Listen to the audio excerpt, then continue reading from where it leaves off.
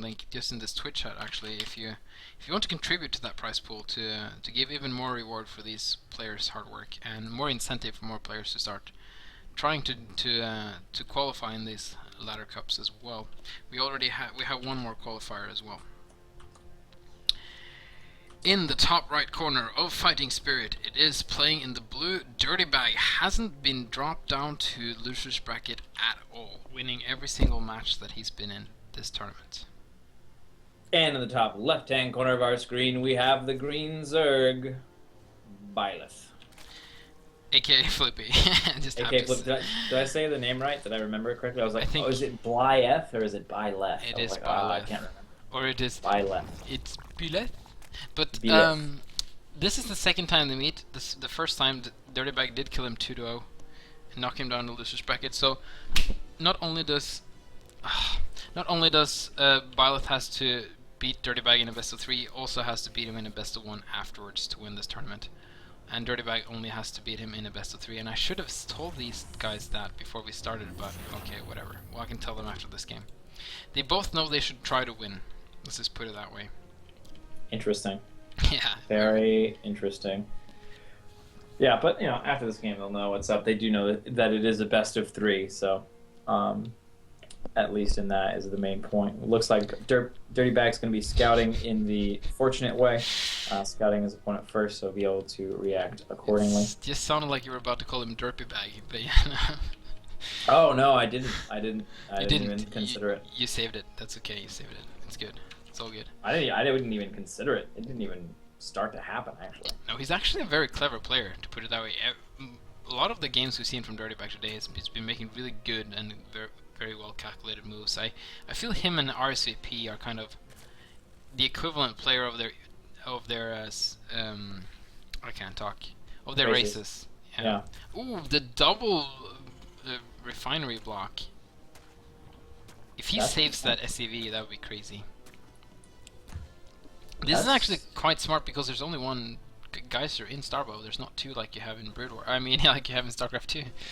And he can even run over here, put a little progress on it, halt the construction, run away.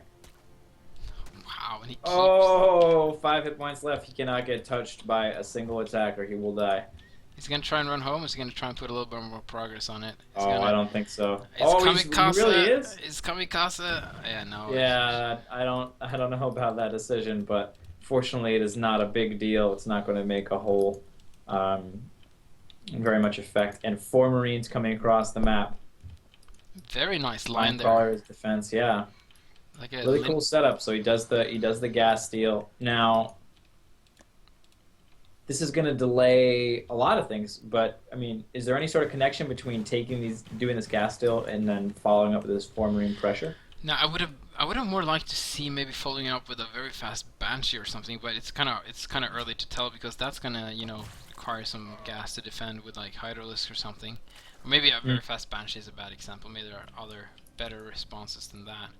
I'm trying to think of how you could punish a gas steal, or not punish a gas steal, but like punish the fact that you were able to gas steal your opponent.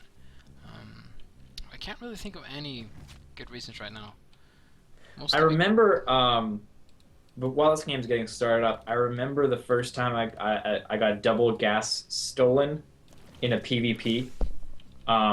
Before, like in the very beginning of Heart of the Swarm, when people were figuring that out, you double gas steal in PvP. Anyone who's in like the Bronze League or the Silver League can probably still get away with this. In a PvP, you double gas steal and you just build a mothership core and send it across the map.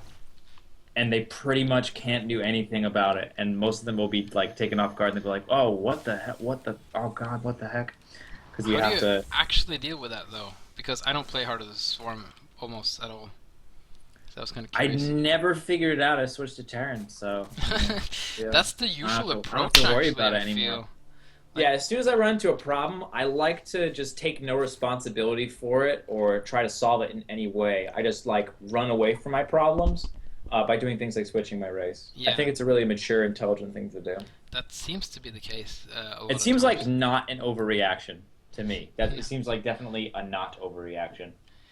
But yeah, maybe plus cannons? I don't know. switching races. I don't know what you would have to yeah. do in that kind of Wow, situation. Dirtybag We has got a the lot fire of bat coming out units. at a nice time. These Zerglings are going to do nothing. That is a lot of bio. That's I 20. feel like it's more bio than I'm used to seeing at this stage in the game. Yeah, Dirtybag has been macroing really, really well. I'm also surprised of the blob he has. He's He's waited. not building workers. This is interesting. Oh yeah, that is very interesting. He's waited a lot with medics, so he has like the firepower first.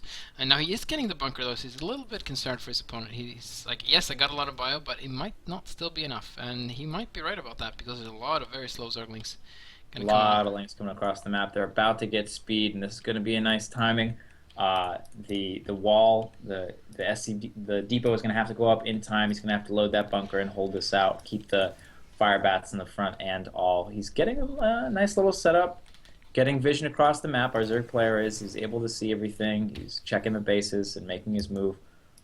Oh, wow, he's moving out in the map. This is a really good chance. Byleth might be able to get an excellent surround off on this if he sees it coming in the right I have time. to zoom out here to see how Byleth moves his army here, but I think he's just going to go for a run-by instead of a surround. Yep. Here. Definitely looks like it's going to be the case. He's going to run by into a couple Marines in a bunker. Not all that effective. Ooh, Firebat just in time, and he's gonna get himself surrounded though, but he's gonna do a lot of damage before he dies, so that was actually really good.